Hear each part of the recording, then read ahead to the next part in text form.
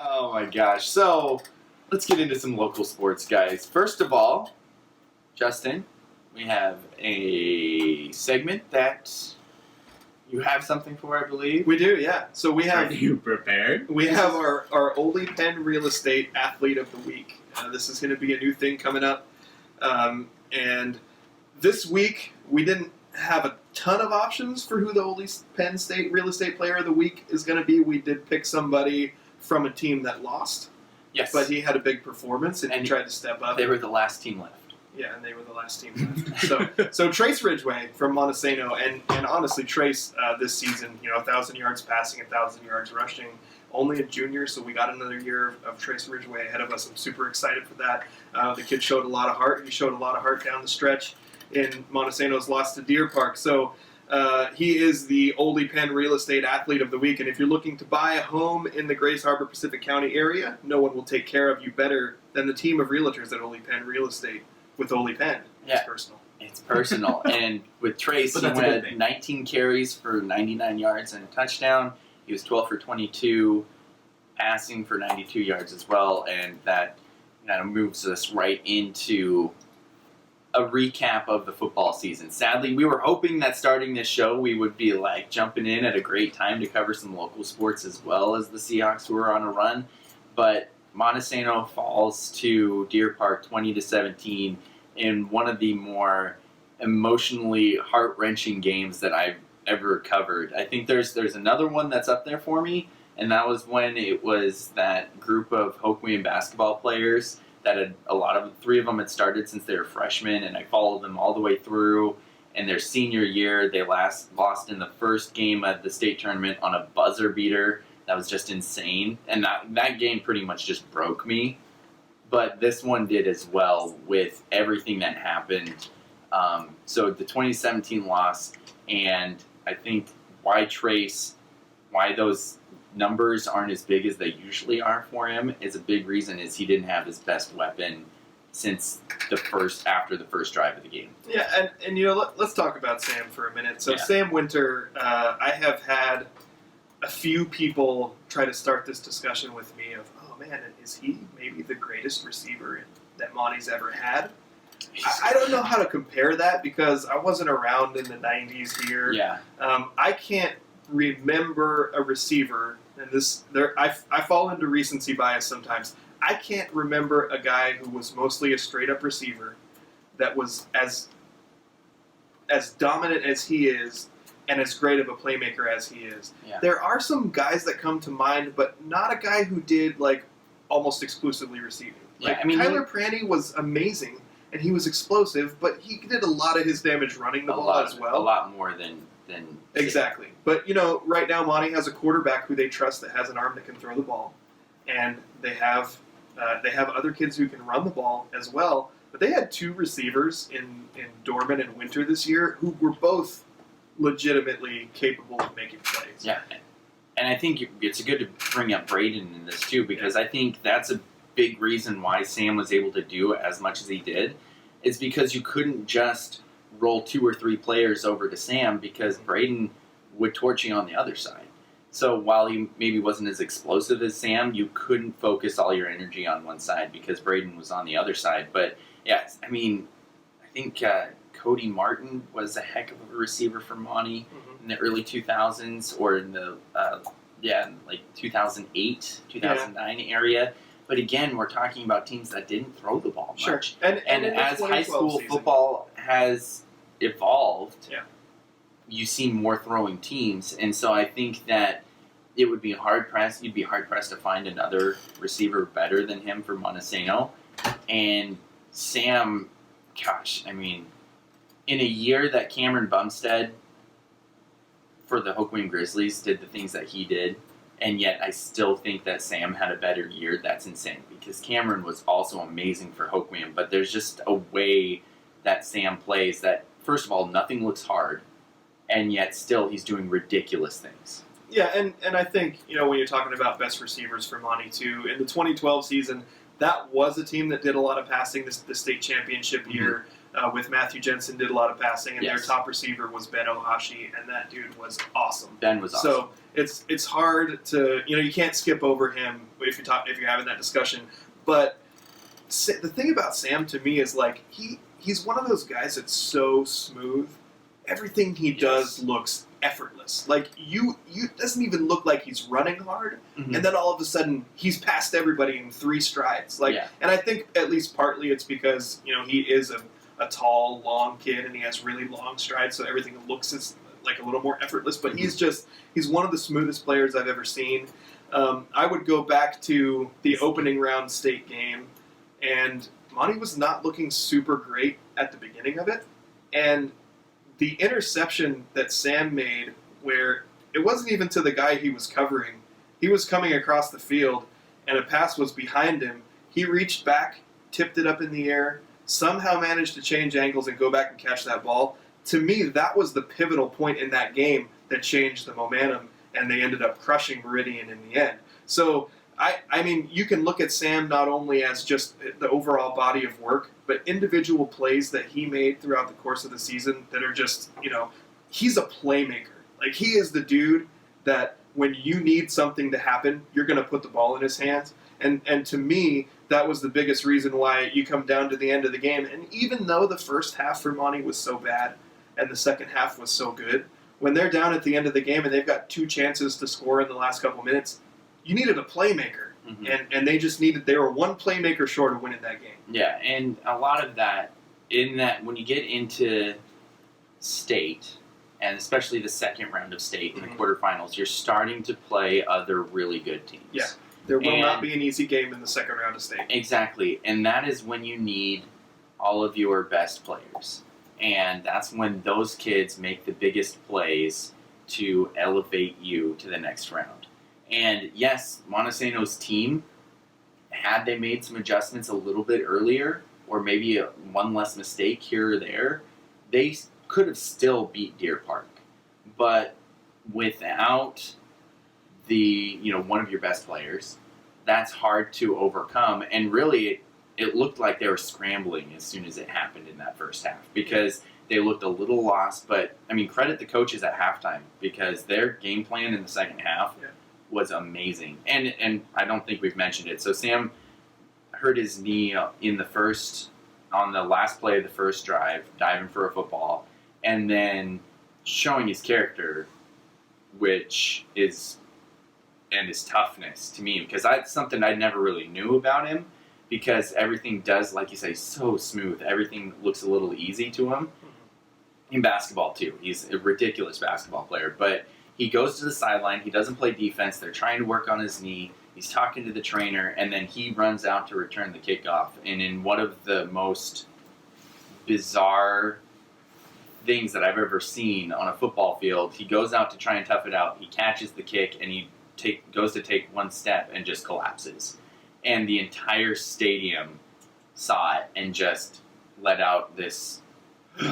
because everybody just knows that happened right there, right in front of him. And it speaks to what he was trying to do. Like, he had a knee injury, and he was trying to get back out on the field to help his team.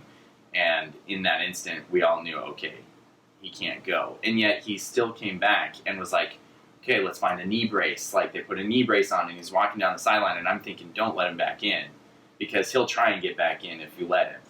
And so that's what happened, and in my mind, that was the biggest reason. But there were some other things at Montesano, some bounces didn't go their way. There was a couple of mistakes made, some missed opportunities, but really their defensive performance in the second half, I think Andrew described it as rabid, and I can't think of a better term for it. They played absolutely hair on fire. I mean, it was like, remember the Titans. They're like, they will not gain another yard. And I think in the second half there was like one 15 to 20 yard run on Deer Park's first drive, and they might have had one first down after that, but I can't remember it. And they definitely had more negative plays yardage wise in the second half than they had positive plays. It was amazing to watch the emotion that they played with. And you mentioned, Daniel, too, like when the game is over and how deflating it is. You and I have covered high school sports for a long time. Monte is my town, and I felt when you were saying, there weren't a lot of comparisons of games that you felt as bad. Mm-hmm. I remember the feeling of watching the Monte girls basketball team in Jordan Spradlin's senior year with the Josies and the other players. Hannah Quinn was on that team. Cheyenne Bartlett was on that team. I'm going to forget somebody, and I'm going to feel terrible later. But there was a group of seniors that I felt really emotionally invested in. We had watched them all play since they were freshmen and sophomores. Yeah. And watching them get bounced at regionals was brutal. But this particular Monte football team it was really personal for me. I've known Braden and Sam since they were in grade school. I taught them in Sunday school. And also Cole Daniels is another one. He's a starting defensive player. Cole is one where he's been undersized his whole life. In his junior year, the kid just grew into a man overnight, and it's to the point where he used to look a little out of place. He's so big now. He's like one of the bigger. Taller. Yeah, tall. But even thick compared to what he used to be. So he plays linebacker and he fits right in. The kid, he's awesome. And also Braden, Sam, Cole, I'm sure there's tons of other great kids on this team. Those three kids, they are so easy to root for. I love those kids so much, from watching them play on the field, but also personally. This team, I wanted so bad for something great to happen for them. And so to watch it end the way that it was is kind of brutal. But at the same time, these are kids who I feel like, okay, well, these are not kids who find their identity in high school football. These are great kids who are going to go be successful at whatever they do. Mm-hmm. So in a way, it almost was like it's a big letdown moment, and I know that they were all kicking themselves and they were all brokenhearted. But at the same time, I'm like, okay, these kids are going to be all right. And that's so cool to hear, because that's something that so many, especially high school athletes, that's something that so many athletes wrap themselves up in. I know that I did it. Absolutely. I wrapped my entire life identity around playing sports, so that every time a sport ended, it was like taking a piece of my identity. So it's good to know that those kids have a solid head on their shoulder, to know that, hey, yeah, high school football is something that I do, it's something that I love, it's something that I'm good at, but that's not who I am. Because that's a huge thing to know, because then as soon as it's taken away by injury or end of year or end of career, that can absolutely wreck you as a person. And if you want to know more about Cole Daniels, we actually have that documented on our old website with videos and stuff. He started the Challenger division. He was the Little League Good Sport of the Year, National Good Sport of the Year for his efforts with that. That kid is awesome. He played a heck of a game. Yeah. By the way, he was in on so many tackles. But there's so many good kids on that team too. So it was definitely a heartbreaking one. But we've had some other fun things happen this year around the area. Hoquiam, as you mentioned, got beat by Monte pretty good this year. But one of their players has definitely stood out since he was a freshman, and kind of we were all looking at him, and we've seen other players that are like, oh man, this is him as a freshman. Can you keep your head in it? Can you stay healthy? Can you keep progressing to the point where we're talking about him in college football? And Matt Brown, Hoquiam High School, announced, I think last week or the week before, that Matt Brown has accepted or signed a letter of intent for a full football scholarship at Eastern Washington University.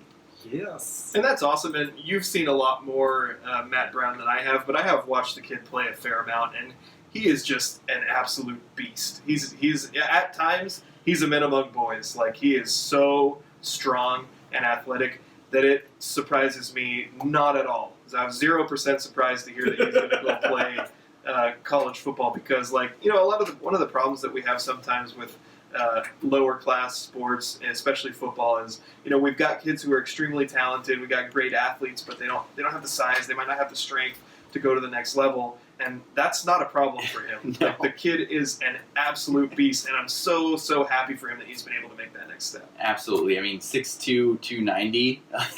Yeah. And yet runs. He was so fast and such a good athlete that they didn't just put him on the line where you would think that body type would fit best, but he played middle linebacker, he played tight end, he played fullback, he played running back, he threw the ball for him. This is a kid that he has the athleticism to go along with the size and strength that you're like, okay, that's a next level player right there. And I'm excited to see what he does, and I'll follow definitely what he's doing over at Eastern the next 2 years, and wish him nothing but good luck. And another kid that we actually chronicled back when we were on the show is finding some success. I think it's taken him a couple years to really crack the playing role in Cincinnati for Cincinnati University. But Joel DeBlanco, another one of those kids that we recognize, okay, he's not just big, or he's not just strong, or he's not just fast, but he's all of it. And he is actually getting some good run now at Cincinnati. Yeah, formerly of Aberdeen High School, Joel DeBlanco, who I think he was a sophomore. Was he that young? Maybe a junior when we interviewed him, but he was already, bigger than all of us. Yes. Joel was like a prodigy. He's gone to Cincinnati, and you're right, it's taken him a few years to get, I think he had a redshirt year. He's a junior now, so he still has one more full year of eligibility after this, but he plays for the number 19 ranked team in the country, and he's in the linebacker rotation, so he's been getting play all year. This past week, he didn't get as much playing time on the field. I'm not exactly sure why he didn't show up in the box score, but the 2 games previous to that, he had 12 tackles over the course of 2 games, and he also had a sack and a tackle for loss. He's going out there, he's getting in the rotation, and he's making plays. And to me, it may be bad form to say this, but when he was at Aberdeen, there was a fair amount of negativity towards him. Yes. That I had always felt was so unfair. I don't know if it was jealousy or what the deal was, but we would go cover an Aberdeen team. I would come down into the stands, and I would have Aberdeen people telling me, well, I don't think Joel played that great today. And I would be like, were you watching the same game? Yeah. He was in on every play. He had 21 tackles. You're insane. It's not his fault they allowed 50 points. Yeah. He's the best player on the field by leaps and bounds. You know? I felt like it was so obvious to me that he stood out that it was a storyline that really bugged me know that there was so many people in his own. I'm not going to say in his program, not like the coaches and stuff, but people around the program, fans in the stands, probably people who have kids and are a little jealous or whatever. I don't know. Yeah, it was weird. It bothered me a lot to hear people talk about him the way that they did. And he's such a great kid. Yeah. I only talked to him a few times. He made such an incredible impression on me. Mm-hmm. Just, he was so incredibly polite. He's well-spoken. I felt like he said he was a great teammate. He always wanted to give others credit. I can't tell you how happy I am to see him go to the next level and succeed. Absolutely, and you're right. Just a great kid. I'll still see him every now and then because I haven't seen him in a while, and I'll probably see him less because he used to come to his brother's basketball games and football games. Ben DeBlanco also played for Aberdeen, so I would see him a decent amount at some of those games, and he'd always come up and say hi. And Ben DeBlanco, also a fantastic athlete. Yeah, and really good basketball player, and hoping he gets a good shot the next level for him as well. But so we've talked about the end of Montesano and the end of the football season for the area and high school football. We've talked about a couple of players moving on to and playing at the next level, but we do have that Montesano grad who is still playing professional football in the CFL, Adam Bighill, and just so happens we picked a good week to start the show back up again because the Winnipeg Blue Bombers, one of the best names in professional sports. Actually, that was the name of our first flag football red flag team, was the Blue Bombers. The team that I played for when I was 16 when the age limit was 18. Yeah. That was a fun team. Yeah. You guys definitely earned it. You're going to take away your championship. Yeah, we didn't win anything. We were the Bombers, though. We didn't win anything. We were the Bombers. Our quarterback, Josiah Carasino, only knew how to throw over 30 yards. Yes. He couldn't throw a short pass. Anyway, back to Bighill. Yes, back to Adam. And this is a kid, jeez, I can't call him a kid anymore. I couldn't call him a kid before. We graduated in the same year for Pete's sake. I'm sorry, Adam. Sorry, please don't hurt me. I avoided him on the basketball court, He's a gentle by the soul. way. He is. He's a good dude. We've interviewed Adam a couple times. Yes, he's a great he's guy. been awesome. Anyway, I still digress to say they won. The Blue Bombers won. Scared. 33-12. I'm not scared. Look a little scared. I'm not scared. I'll text Adam and ask him not to hurt you. Okay, I appreciate that. Okay. But it sounded like Adam also played a good game in this, and this is his second Grey Cup now. Yeah, it's his second Grey Cup. I mean, I don't want to speak for him or anything, but the first time he won a Grey Cup, it was his rookie year. He played for the BC Lions, and he was mostly a special teams player. So yeah, it was awesome, and they won one right away. But I would imagine now, as a grizzled veteran, and one of the main guys on defense, that this probably means a little bit more to him to win one this way. Also, he's probably on the back half of his career. I'm sure he's got some more years left in him. Definitely. Yeah. He's had more dominant years than he had this year. Today he had 4 tackles, and he also had a fumble recovery at the very beginning of the game. And I got to watch the whole first half. Thank you, ESPN too. He had a fumble recovery at the beginning of the game that was it was a big pivotal moment.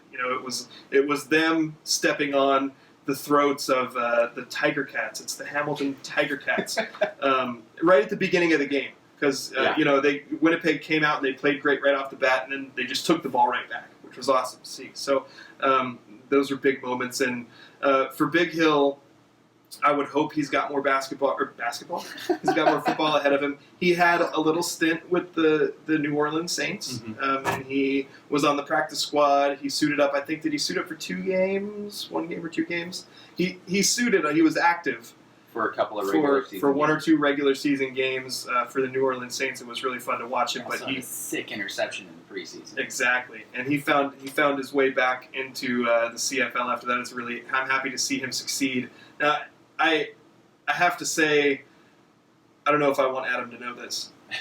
It's all right. He won't listen. Basically tweet Monte updates just for him because he follows me on Twitter, and when I post Monte things, he likes them and sometimes retweets them. And the other day, after the state opener that Monte won, I got home from the game, and Angel was like, "Oh, how did it go?" And I was like, "Oh, it was really good. I got 3 retweets from Adam." And she was like, "Oh, okay, that's cool." So That's a good day. After the season was over, and I had some feelings about how the Monte season had ended, and I posted a tweet just kind of congratulating them and telling them to keep their heads up and whatever. And my phone was sitting on the armrest between me and my wife, and a little notification pops up that says, quote, retweeted by Adam Bighill, and Angel looks over at it and she goes, "Oh, so it's a good day." And I was like, "Oh yeah." I see how it is. I also retweeted that. I was equally as excited that you retweeted it, Daniel. I was equally as excited. But no, I mean, Adam, he's a great dude. Like I said, we've interviewed him a couple of times. I feel like he's kind of part of what we do here. He definitely stays in touch with the Grays Harbor community. He tweeted a picture. Apparently the Montesano football team all signed a big Montesano flag and mailed it to him before the Grey Cup. So he held it up and took a picture of it and said, "Thank you for sending me this." He has really close ties still with Montesano, even though he's not here. And we sincerely appreciate everything that he's done for our community.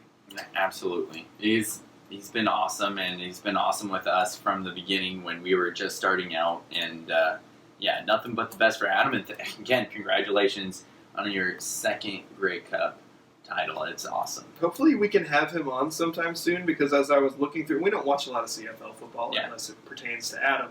But they have a crossover in their playoffs where they have 2 separate divisions, but a team from the West Division stole a playoff spot from a team from the East Division. So if you look, they have 6 playoff spots. They ended up with 4 from the West and 2 from the East. Now, in American NBA basketball, people for the last 5 years have been like, "Oh, the West is so much better than the East. What do we do?"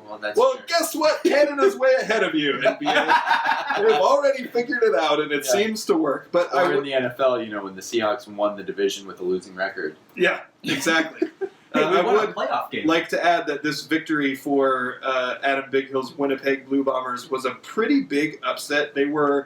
Winnipeg was 3rd in the West Division with an 11-7 record, and Hamilton was 15-3 in the regular season. So I don't know point spreads in the CFL, but I would imagine Hamilton was a pretty big favorite going into this game. Winnipeg got hot late, did really well through the playoffs, and then came out with a win. That's awesome.